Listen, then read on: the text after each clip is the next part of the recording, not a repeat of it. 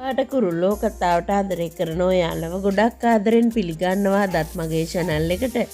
මම අද ඔයාලත් එක්ක කතා කරන්න හිතුවේ නිම්නාවිට ඇත්ත හෙළුණන් පස්සේ වෙන දෙයක් සම්බන්ධව. ඉතින් වීඩියෝ එකට යන්න කලින් මම ඔයාලගෙන් පුංචි ඉල්ලීමක් කරනවා මගේ channel එක මුලින්ම subscribe කරලා එකතු වෙන්න කියලා. ඒ වගේම like කරන්න, comment කරන්න, තවත් නොදන්න යාළුවෙකුට දැනගන්න share කරන්න කියලා. ඉතින් කවදාවත්ම කෙවින් හිතුවේ නැහැ එයා මේ වෙනකම් රැකගෙන ආපු ඒ බොරුව මේ විදියට එළිවේවි කියලා. එයා ඇත්ත කියන්න කීප වතාවක්ම උත්සාහ කරා.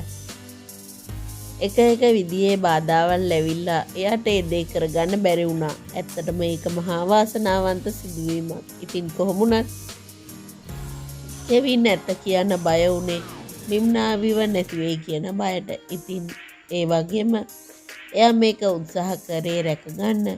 එයාම දියුණු වෙලා එයා මේ දේවල් නිම්නාවිට කියන්න. ඉතින් ඒ වෙනුවෙන් තාත්තගෙන් අම්මගෙන් ඒ වගේම අක්කගෙනුත් ඉල්ලීමක් කරේ එයා ඒක කියනකම් ඒක රහසක් විදියටම තියාගන්න ඕන කියලයි. ඉතින් හිතුවේවත් නැති විදියට නුරාන් ඒ දේ එයාට විරුද්ධව පාවිච්චි කරයි කියලා මේ මොහොතේ විරුද්ධ වෙයි කියලා හිතුවේ නැති වුණත් ඇත්තටම ඒ දේ සිද්ධ වුණා. ඉතින් කොහොම වුණත් නුරාන් කියන්නේ මොන වගේ චරිතයක්ද කියන්න මනාකොටම දන්නවා නිම්නාවේ.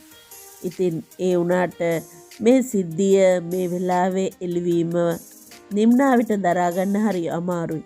මොකද ඒ කියන්නේ මේ වෙනකම් මංජිත් කියලා එයාට ආදරය කරලා තියෙන්නේ කෙවින් පොන්සේකානේ.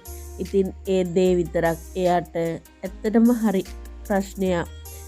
එයා හිතුවේවත් නෑ කවදාවත් එහෙම දෙයක් සිද්ධ වේවි කියලා. දුප්පත් අහිංසක කොල්ලෙක් වෙච්ච මංජිත කියන චරිතයට තමයි ඇත්තටම ආදරය කරේ. ඒක තමයි නිම්නාවට තියෙන ගැටලුව වුනේ. ඉතින් කොහොම වුණත් මේ වෙලාවේ නුරාන් කියන දේ විශ්වාස කරන තැනට නිම්නාවි අසරණ වෙලා තියෙනවා. මොකද නිම්නාවිට එකපාරම මේ දේ කිව්වට පස්සේ හිතා දහගන්න පුළුවන් කමක් ලැබෙන්නේ නැහැ. නිම්නාවි හැමදාම වගේ හිතුවේ එයා ගොඩක් ආදරය කරන කෙවින් එයාට විශ්වාසවන්තයි කියලා. ඒ කියන්නේ මංජිත එයාට විශ්වාසවන්තයි කියලා. ඉතින් කොහොම වුණත් මේ වෙලාවේදී කෙවින්ගේ පවුලේ හැමෝමත් බොහොම අසරණ වෙනවා. නමුත් ඉදිරියේදී මේක විසඳුමකට එන්නේ නිම්නාවි ඇත්තටම මේ රූපෙට, මේ චරිතෙට, මේ විශ්වාස කරන පුද්ගලයාට තමයි ආදරය කරන්නේ. නමේ විතරයි ගැටලුව තියෙන්නේ. ඉතින් ඒ හින්දා අනිවාර්යෙන් දෙපාරක් හිතන්න උත්සාහ කරાવી.